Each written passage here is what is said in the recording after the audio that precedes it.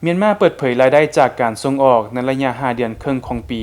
งบประมาณปัจจุบันได้ถึง5ตื้อดอลลาร์สหรัฐโดยมีแก๊สธรรมชาติเป็นหลักตัวเลขรายรับนี้ยังได้สะท้อนให้เห็นถึงความพยายามในการส่งเสริมการส่งออกของทางการเมียนมาผ่านการดำเนินมาตรการหลายอย่างรวมทั้งการควบคุมการค้าของเถื่อนตามชายแดนติดกับประเทศอื่นๆและทางทะเล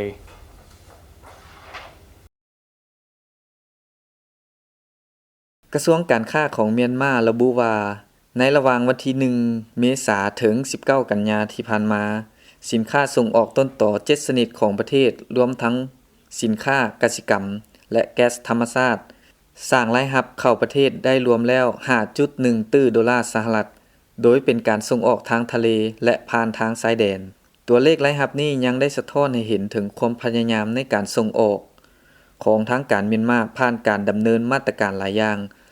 รวมทั้งการควบคุมการค้าของเถื่อนตามชายแดนติดกับประเทศอื่นๆและทางทะเล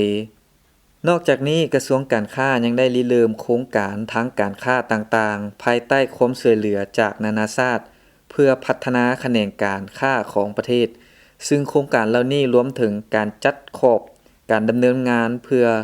รวมหน่วยงานต่างๆเข้ากันการกำหนดกลยุทธ์การส่งออกของประเทศและการจัดเฮ็ดแผนอำนวยความสะดวกทางการค้าแห่งชาติ